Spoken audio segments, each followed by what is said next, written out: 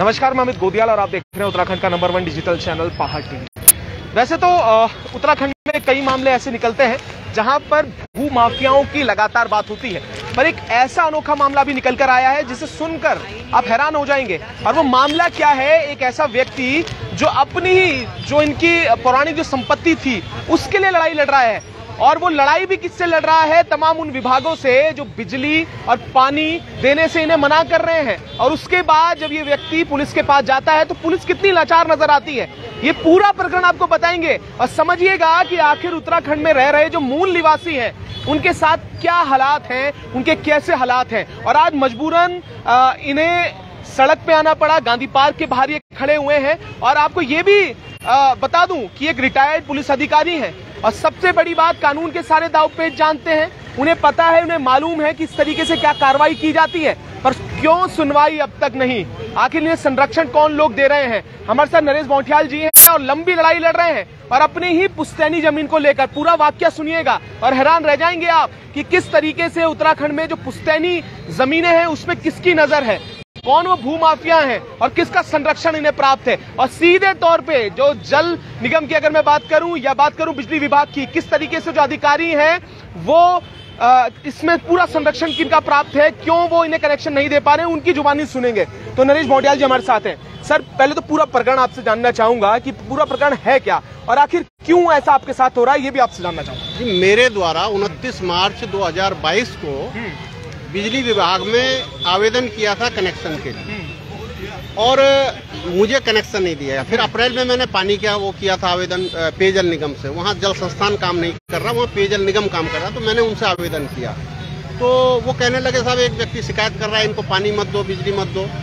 फिर मैंने कहा भाई कोई व्यक्ति के कहने से तुम मुझे इनकार कर सकते हो, तुम मेरे डॉक्यूमेंट चेक करो, मेरे आवेदन को चेक करो, उसमें जो तुम्हारी रिक्वायरमेंट है, जो एक बिजली पानी के लिए जो योग्यताएं हैं वो मैं फुलफिल कर रहा हूँ, तो आप मैंने कहा मुझे इनकार कैसे कर सकते हैं। तो फिर कहने लगे जी, जो एक्शन कहने लगा कि आप जो है मंत्री जी से बात कर लो। मैंने कहा कौन से मंत्री जी? कहने लगा सुबोध उनियाल जी। मैंने कहा भैया बिजली पानी आप देते हैं, मंत्री जी नहीं देते हैं। तो मैंने कहा उनको आप उनका नाम क्यों ले रहे हैं? तो कहने लगा जी फिर तो आपको बिजली पानी मिलने से रहा। तो बहरहाल मैंने आगे उनकी शिकायत करी, तो कहीं भी जो है मुझे, जब मैंने यहाँ हेडक्वार्टर में करी यूपीसीएल के जो इनके वो है महाप्रबंधक हैं और पेयजल निगम के, लेकिन किसी ने भी मुझे बिजली पानी अभी तक नहीं दिया।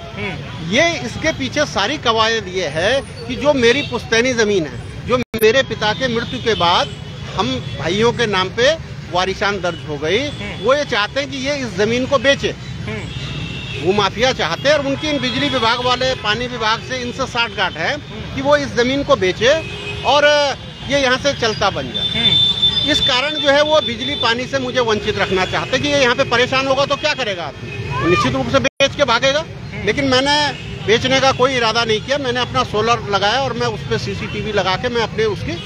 अच्छा, ये माफिया आए दिन जो है मेरी जमीन पे घुसते थे, मैं पुलिस को शिकायत करता था लेकिन कोई कार्रवाई नहीं होती थी। उसके बाद मैंने 156(3) में इनके विरुद्ध FIR दर्ज करवाई, और उस 156(3) की FIR में माननीय न्यायालय को पूरा कन्विंस किया कि ये गैंगस्टर हैं, ये किसी की संपत्ति को कब्जा करके उससे आर्थिक भौतिक लाभ प्राप्त करने के वो हैं, और इस कारण ये मेरे को बिजली से वंचित कर रहे हैं। इनकी साठगांठ इन अधिकारियों से, आए दिन ये मेरी प्रॉपर्टी पे घुस रहे हैं, उसमें हमें काम नहीं करने देते, हमें परेशान करते हैं, हमारे यहाँ पे रहने पे हमें तरीके से जो दिक्कतें करते हैं। और उसके बाद क्या करते हैं कि ये उन्होंने कहा भाई ये तो मान नहीं रहा है, तो इन्होंने मेरे विरुद्ध और मेरे परिवार के लोगों के विरुद्ध झूठा SC/ST का मुकदमा डाला। उसके सारे वीडियोज हैं, वो महिलाएं खुद अपने आप अपने पे चोट मार रही हैं, हमारा सामान फेंक रही है, और पुलिस मूक दर्शक बनी है। तो कोई ना कोई ऐसा सफेद पोश इसके पीछे निश्चित रूप से खड़ा है कि जो मेरे लोकतांत्रिक अधिकारों का हनन करवा रहा है और मेरे पे ये दबाव बना रहे हैं कि भाई ये जमीन छोड़ के भागे या यहाँ पे ये हमें अवैध वसूली दे।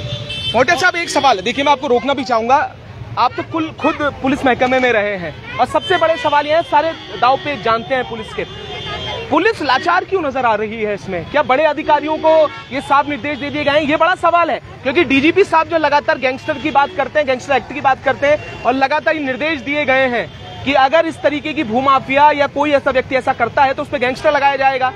तो ऐसी क्या कारण है कि आप जो इतने जानकार हैं उसके बाद भी पुलिस लाचार है?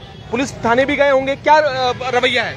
ये पुलिस का रवैया जो है उसके हेड से निकलता है। यदि उनका मुखिया सही एक्शन करवाने में वो है तो उसके भय से सारे करते हैं, लेकिन यदि कहीं ना कहीं मुखिया की यदि उस तरीके की हीला हवाली है तो वो निश्चित रूप से पुलिस काम नहीं करती। मेरे द्वारा यहाँ डीजीपी को भी वो दिया गया कि साहब ये गैंगस्टर हैं, इनके विरुद्ध कार्रवाई करें, और पूरे एविडेंस के साथ दिया गया। मैं नागरिक पुलिस का सब इंस्पेक्टर रहा हूँ, मैं थाने का दरोगा रहा हूँ, मैं जानता हूँ इसमें क्या एविडेंस है। मैं सारे एविडेंस के साथ दिया गया। उसके बाद भी उन गैंगस्टरों के विरुद्ध जो है ये गैंगस्टर एक्ट है। ये दिखाइएगा जरा इसमें गैंगस्टर एक्ट में क्लियर लिखा है, जो मैंने ये उससे हाईलाइट किया है, उसमें लिखा है आर्थिक भौतिक लाभ प्राप्त करने के लिए किसी की संपत्ति पर घुसना या किसी दूसरे के लिए वो ऐसा प्रयास करना, ये इसमें गैंगस्टर एक्ट में। तो पुलिस इस गैंगस्टर में उनके विरुद्ध कार्रवाई क्यों नहीं कर रही है, जबकि ये मेरे द्वारा जेएम कोर्ट से ये आदेश प्राप्त किया है। तो इसका मतलब पुलिस जेएम कोर्ट की भी अवमानना कर रही है। भाई आप उस दिशा में तफ्तीश करें, इन्वेस्टिगेशन करें और वहाँ पता लगाएं कि ये वाकई गैंगस्टर हैं या ये नरेश बौटियाल की वहाँ पूजा करने घुसते हैं उसकी जमीन पे, ये किस लिए घुसते हैं मेरी जमीन पे। तो ये पुलिस को वो करना पड़ेगा। और पुलिस ने इसमें गैंगस्टर की एक्टों को धारा को हटा दिया, जिससे कि ये माफिया सिंपल धाराओं में अपने वहाँ पे बेल करवा लें और ये आए दिन लोगों की जमीनों पे धींगा मुश्ती मचाकर उस पर कब्जा करते रहे। और हमारे विरुद्ध इन्होंने झूठा SC/ST का मुकदमा दर्ज कराया। मेरा ये कहना है कि जो इसमें शिकायत करता है, जिसने इन्वेस्टिगेशन किया SC/ST में, और इंक्लूडिंग हमारे लोगों का भी, जिनके ऊपर ये आरोप है कि इन्होंने SC/ST का वो किया, अपराध किया है, इन सब का नार्को टेस्ट हो और उस नार्को टेस्ट में ये स्पष्ट होगा कि दोषी कौन है। बाकी वीडियोस तो मेरे पास है, मैंने सोशल मीडिया में भी डाले हैं, मैंने पुलिस को भी दिए हैं, मैंने न्यायालय को भी दिए, मैंने सब जगह भेजे हैं। लेकिन उसके बाद भी यदि पुलिस सही तफ्तीश नहीं करेगी, सही इन्वेस्टिगेशन नहीं करेगा, तो इसका जिम्मेदार कौन है? पुलिस के बड़े अधिकारी नहीं है क्या? और मैं उनके नोटिस में लगातार ला रहा हूँ। मैंने ADG LO को भी फोन किया, उनके व्हाट्सएप पे भी डाला, उन्होंने कहा मुझे कि मेरे व्हाट्सएप पे दीजिए। मैंने उनके व्हाट्सएप पे डाला, मैंने DG को किया। आखिर इनको देखेगा कौन? ये यहाँ बैठ के सब देहरादून में बैठ के पंचायत करेंगे या नीचे फील्ड में मेरा सबऑर्डिनेट क्या काम कर रहा है, नहीं कर रहा है, गलत कर रहा है, सही कर रहा है, उसे कौन देखेगा? ये इनकी मॉनिटरिंग इसी बात की तो है। ये यहाँ बैठ के सब राजनीति खेलेंगे यहाँ। और हमारे जो ये मूल बासिंदे, मैं तो सक्षम हूँ इस लड़ाई को लड़ने के लिए, लेकिन पर्वतीय क्षेत्रों की हालत ये है, जिस आदमी पे 100 रुपए की आमदनी नहीं है, उससे क्या उम्मीद करोगे कि आपको कोर्ट कचहरी का दरवाजा खटखटा देगा? वो नहीं लड़ सकता। तो इन माफियाओं को खदेड़ने के लिए केवल यहाँ मीडिया पे ब्रीफिंग देके कि साहब हम माफियाओं के खिलाफ गैंगस्टर लगा रहे, इससे काम नहीं चलेगा। आपका चरित्र ग्राउंड में दिखना चाहिए। इससे आप कैसे उससे वंचित रह जाएंगे? ये तो सीधा सीधा DG की गलती है कि वो नीचे देख नहीं रहा है कि कहाँ पे गैंगस्टर लगनी चाहिए। आप निर्दोषों को गैंगस्टर में फंसा दो, जो दोषी हैं उनको बचा दो। हमारे ऊपर SC/ST का मुकदमा लगाया गया, हम निर्दोष लोग हैं, हमारे को उसमें बेल करवाने के लिए हम जेल जाएंगे। उसमें हमने कह रखा है हम वहीं जेल में भूख हड़ताल करेंगे, हम छोड़ने वाले नहीं हैं कि ये हम इनसे डर जाएं कि हमें झूठा फंसाएंगे तो हम वहाँ मुकदमा खेलने के लिए नहीं हूँ मैं यहाँ। मैं इन्हें मुकदमा मैं खिलवाऊंगा, मैं वहीं जेल में धरने पे बैठेंगे, हम भूख हड़ताल पे बैठेंगे। आप हमें बंद करिए, हमसे राष्ट्रीय मुद्दा बनाएंगे कि कैसे पुलिस निर्दोष लोगों का कानूनी अधिकारों का हनन कर रही है। ये मेरे अनुच्छेद 14 का मेरा हनन है, समानता का अधिकार, मेरे को पूरा राइट है उसका न्याय पाने का अधिकार का। मेरा अनुच्छेद 21 का हनन हो रहा है। तो ये तो माननीय सर्वोच्च न्यायालय को देखे, और ये इसके अवमानना के दोषी हैं, चाहे पुलिस के अधिकारी हो या जो भी अथॉरिटी जो इनकी जिम्मेदारी है। बिल्कुल सबसे बड़ा सवाल है। और देखिए जो जल विभाग और मैं अगर बिजली विभाग की बात करूंगा, किस तरीके की दादागिरी है। और दादागिरी मैं इसलिए क्यों कह रहा हूं, पुश्तैनी जमीनों पर कनेक्शन नहीं मिलेंगे, पर हाँ जो बाहर से लोग आएंगे यहाँ पर सरकारी जमीनों पर कब्जा करेंगे, वहां पर कनेक्शन दे दिए जाएंगे। ये बड़ा सवाल है मंगाई साहब, बड़ा सवाल इसलिए कह रहा हूं। आप लगातार पहाड़वाद उत्तराखंडवाद की बात करते हैं, क्या इसलिए उत्तराखंड मांगा गया था कि बाहर से जो लोग आते हैं उन्हें तो कनेक्शन दे दिए जाए, पर कोई व्यक्ति जहां का मूल निवासी है जो अपनी पुश्तैनी जमीन के लिए, और उनसे ये कह दिया जाता है कि फलाने मंत्री जी से बात करें नहीं तो आपका कनेक्शन नहीं होगा। ये किस तरीके की दादागिरी उत्तराखंड में चल रही है? बुधा जी ये दुर्भाग्य है इनका। बौटियाल जी का दुर्भाग्य यह है कि ये यहाँ के मूल निवासी हैं। अगर बाहर का कोई आदमी गुप्ता बंसल कोई अगर होता ना तो इनको 8 महीने 9 महीने चक्कर नहीं काटने पड़ते, इनका काम हाथ क्या हाथ हो जाता, इनके घर तक मंत्री जाते तब इनका काम होता। दुर्भाग्य यह है कि मूल निवासियों की सुनवाई नहीं हो रही है। मैं इनको धन्यवाद देता हूँ, इन्होंने अपनी आवाज अकेले दम पे उठाई है और आज कुनबा जुड़ रहा है, लोग पीछे से आ रहे हैं और मैं तो लगातार देखता हूँ इनकी वीडियोस को। बिल्कुल। किस तरह से जो है इनकी अपनी जमीन है, सरकार बात करती है रिवर्स पलायन की। अरे एक आदमी जो है अपनी सरकारी नौकरी छोड़ के अपने क्षेत्र में जा रहा है, अपना घर बनाने की कोशिश कर रहा है, और ये जो गिद्ध बैठे हुए हैं इनकी नजर उसकी जमीन में पड़ी हुई है। और जो ये सामान लेके जाते हैं रास्ते में, सामान भी लेके नहीं जाने दे रहे हैं, सारे एविडेंसेस दे रखे हैं। उसके बाद भी जो है पुलिस महकमा पता नहीं किसके दबाव में काम कर रहा है। मूल निवासियों की सुनवाई नहीं हो रही है। अभी भी मूल निवासियों को चेत जाना चाहिए। ऐसे बोठियाल जी अकेले नहीं है, ऐसे कई सारे केसेस पड़े हैं। और आपने तो रिपोर्टिंग की थी, बिल्कुल, इसके बाद आपने की थी अवैध बस्तियों में किस तरह से रातों रात उन्होंने खंबे खड़े कर दिए, बिजली के कनेक्शन कर दिए। तो हमने इनसे बात, आपने भी बात की थी, हमने भी बात की थी। उन्होंने क्या जवाब दिया कि सुप्रीम कोर्ट का नियम है, हमें बिजली देना पड़ेगा। अरे बाहर के लोग जो अवैध यहाँ पे रह रहे हैं उनके लिए इनका अधिकार है बिजली पानी पाने का। जो मूल निवासी है, जिसका जन्म यहाँ हुआ, जिनके पिताजी की जमीन यहाँ है, उनको इनका अधिकार नहीं मिल रहा है। तो ये जो दोहरा चरित्र है भाजपा के राज में, इन मूल निवासियों का जो हनन हो रहा है अधिकारों का, वो बिल्कुल अब बर्दाश्त नहीं किया जाएगा। हम सब लोग जो है बोठियाल जी के साथ हैं और आखिरी दिन तक साथ रहेंगे। बड़ा सवाल ये है कि आखिर और कितने बोठियाल जी हैं, और सवाल ये भी है, देखिए नरेश बोठियाल जी ने लड़ाई लड़ी और अभी तक लड़ ही रहे हैं, और इन्होंने पीछे हटने का नहीं सोचा। आखिर और कोई बोठियाल जी होते शायद वो हिम्मत हार चुके होते। और ये मानिए, इसे सोचिएगा, ऐसे कितने लोग होंगे, ऐसे कितने दर्शक होंगे जो अपनी जमीनों के लिए लड़ रहे होंगे, जो अपनी पुश्तैनी जमीनों के नाम पर जो उनके पिता से उन्हें मिली है वो जंग हार चुके होंगे और माफियाओं ने उस पर राज कर लिया होगा। बडोनी साहब है, क्योंकि लंबी लड़ाई है, लगातार अलग अलग विषयों में लगे रहते हैं, लोकायुक्त की लंबी लड़ाई लड़ी है। बडोनी जी, मूल निवासी कब तक ठगा जाएगा? मूल निवासियों की क्या गत रह चुकी है उत्तराखंड में? और जिस उत्तराखंड सरकार जो लगातार मूल निवासियों की बात करती है, क्या लगता है कि मूल निवासियों का हक यहाँ पर रह गया है? बिजली विभाग में ऐसे गुंडे, अगर अधिकारियों की बात करें वो गुंडे ही कहेंगे उन्हें, वो ऐसे गुंडे हैं जो एससीएन को फोन करा जाता है, वो ही कहते हैं कि कार्रवाई हो रही है। आपकी बोठियाल जी से बात हुई थी, शायद बोल रहे थे कि कनेक्शन देंगे, उसके बाद आज तक कोई कार्रवाई नहीं हुई। क्या कहेंगे बडोनी साहब? बिल्कुल, सबसे पहले तो हम पहाड़ टीवी का शुक्रिया अदा करते हैं। हमारा ये कहना है कि बोठियाल जी को बिजली पानी का कनेक्शन नहीं देना है, ये सरासर इनकी दादागिरी है।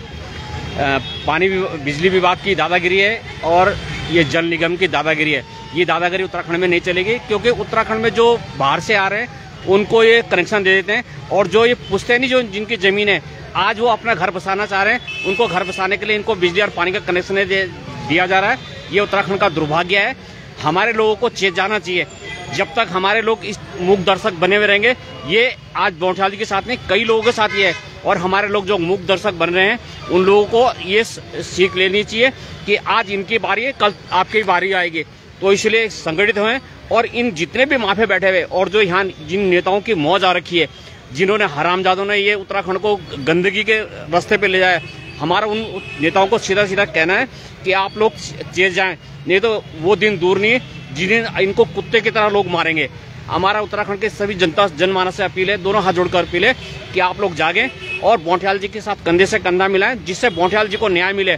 क्योंकि बोठियाल जी जिस तरीके से लड़ाई लड़ रहे हैं, अगर कोई आम नागरिक होता या तो उसको ये आज तक जेल डाल देते या उसकी जमीन को हड़प करके बेच खा जाते, लेकिन वो बोठियाल जी हैं जिनको पता है, इनको रास्ते पता है, इसीलिए इनके ये आज तक लड़ते आ रहे हैं। और इनका अभी न्यायालय का भी दरवाजा खुला है इनके पास, ऐसा नहीं कि यहीं तक है, न्यायालय का भी दरवाजा खुला है। मेरा उत्तराखंड के सब जनमानस से ये अपील है कि सब लोग जागे और उत्तराखंड के हित के लिए आगे आए।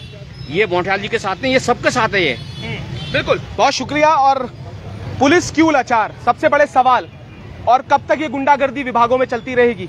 और आखिर पुलिस इतनी लाचार हो चुकी है, मित्र पुलिस का नारा उत्तराखंड पुलिस देती है, इतनी लाचार पुलिस है कि लगातार गैंगस्टर की बात जो कहते हैं मुख्यमंत्री, वो अभी तक लग नहीं पाती। दूसरे सवाल, क्या कोई विभाग बिजली पानी से मना कर सकता है पुश्तैनी जमीनों पर? ये बड़ा सवाल है। अब कोर्ट की शरण लेंगे क्या बोठियाल जी जैसे ऐसे तमाम जो लोग हैं जिनके पास जो सक्षम नहीं है कोर्ट जाने के लिए, वो आखिर किसके दरवाजे पर जाएंगे, किसके दरवाजे पर गिड़गिड़ाएंगे? ये बड़ा सवाल है। और ये खबर ज्यादा से ज्यादा जरूर शेयर करिएगा। अगर मूल निवासी आप खुद को समझते हैं उत्तराखंड प्रेमी हैं, तो बोठियाल जी के लिए एकत्रित होकर जरूर आवाज उठाइएगा, शेयर करिएगा, और तमाम एडीजी से लेकर डीजी साहब तक ये आवाज पहुंचनी चाहिए कि ऐसे लोग भी हैं जो दर बदर भटक रहे हैं अपनी ही पुश्तैनी जमीन को लेकर। हम भी लगातार इस पर अपडेट देते रहेंगे, तब तक जुड़े रहिएगा और देखते रहेगा पहाड़ टीवी।